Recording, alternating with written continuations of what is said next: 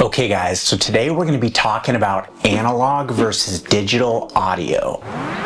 Why your brain knows something that science doesn't. And this isn't a discussion that's like a Reddit thread where some dude has like 14 plugins and says, it null tests, bro. No.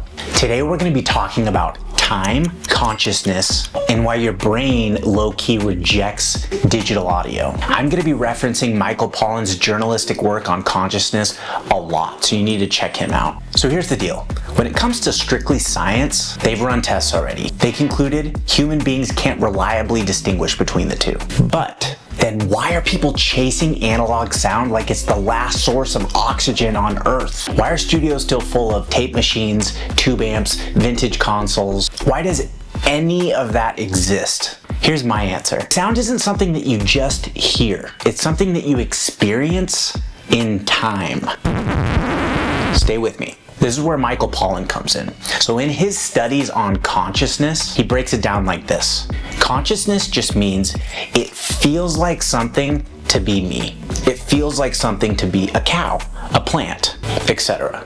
And science hasn't even come close to explaining that. Michael Pollan has pressed countless scientists to try and get them to explain consciousness until they finally relent that they just can't do it. So if scientists can't even explain subjective reality, how dare they try and tell you what your guitar tone or your vinyl collection is supposed to sound and feel like? Stay with me, okay? We're gonna talk about your brain now. Everyone nowadays says your brain is like a computer. Wrong. That's actually just the latest tech comparison. Turns out humans forever have been comparing our brains to the latest piece of tech. Way back in the day, the brain was a loom. Fast forward a little bit, the brain was a printing press. Now your brain is a MacBook. We keep updating this metaphor of the brain like it's iOS or something. But the reality is your brain is not digital. It's surprisingly analog. It's chemical, emotional, reactive, constantly changing. Sure, there are neurons firing, there's electricity, but that's really the only similarity to the structure of a computer. Think about it. When something intense or traumatic happens to you, your brain's gray matter literally changes. The chemistry and the neurons rewire themselves. Something happens to your computer,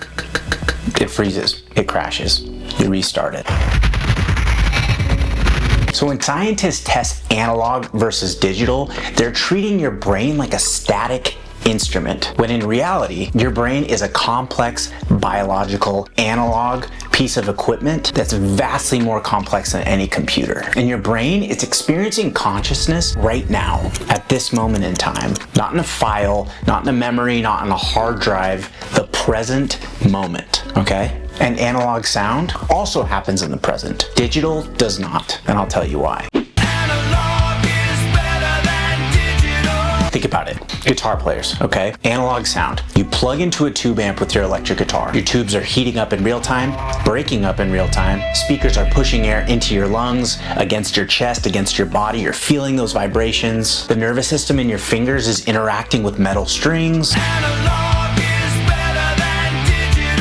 Tiny human imperfections are happening in real time and being reflected across your analog signal chain and into the ears of yourself and your listening audience. Nothing is stored or recalled, it's happening now. Digital is a totally different game. Even the very best digital rigs are referencing what your guitar rig used to sound like if it was all analog. They're emulating that prior sound, right? And even if that emulation is happening so fast that your intellect can't perceive the difference, that tiny gap in time and in presence is still there. That means every digital sound is in some way a memory of a sound. And your brain and your consciousness knows the difference, even if you can't articulate it or communicate it to narrow-minded scientists in a narrow-minded study. But say we did want to reference some scientific studies. There was this crazy study that Michael Pollan talks about in his book. They took two groups of people. They told both groups of people the exact same set of disgusting, morally repugnant stories. They talked about things like control group was normal. The trial group, they fed them all ginger before the conversations went down. The group that ate ginger experienced overall less internal disgust when they were hearing these disgusting stories. That's because your body, in this specific case, the gut, impacts your overall experiences. Now imagine this. You're playing through or listening to analog audio gear. You can feel the vibration, you hear the subtle noise, your brain chemistry reacts, your body absorbs that conscious information. That goes beyond delineations between sounds. That's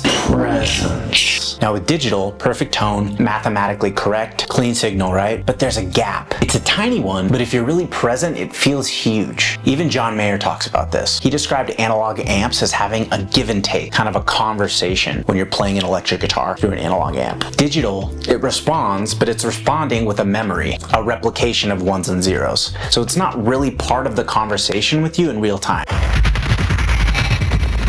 So the tactile response feels different, which in turn makes your audience feel different. Now, I think shoegaze is awesome, so we're going to talk about Kevin Shields for a minute. This guy created a sound so loud and so immersive with a gyrating tonal center and staggered attack on the instruments that people at shows described a hypnotic kind of hive mind experience where they lost a sense of self, they entered trance-like states, they felt completely absorbed in the music, a new level of presence. Because the sound wasn't just scientifically accurate, it was happening to them in real time and they were connecting with that sound. That's why live music hits so different. You're not hearing a recording unless you're at a pop show where they're playing to tracks. You're sharing a moment with the band, with the room, with the crowd, with yourself, all at once. There's no buffer, there's no playback, there's no reference. Digital audio changes that, and there's one key reason why. It has to separate hardware and software in a way that analog does not. Digital's connection to the audience is asymptotic and sterile. That same separation between hardware and software happens to you, the listener, whether you intellectually sense it or not. Instead of being fully present, you're partially connected to stored artifacts, past versions of sound, previous moments in your life. You're not just hearing a note, you're hearing a reconstruction of a note designed to make some sense to you. Your consciousness feels that even if you can't explain it. So here's the point of this entire video. This is the point. Get ready, okay? Analog sound keeps you present in time. We're all chasing presence in art, connection to the medium itself and to one another. That's why live music is so special. You're there with the band present in real time. Digital emulators have to reference old sound artifacts to recreate a similar sound in real time, which partially removes the listener from the present moment, whether they realize it or not. The divide in digital music equipment has a built-in separation between hardware and software, which in turn creates a separation in the listener and the performer, I would argue. That separation is between themselves and the present moment, which is opposite of the purpose of music in the first place.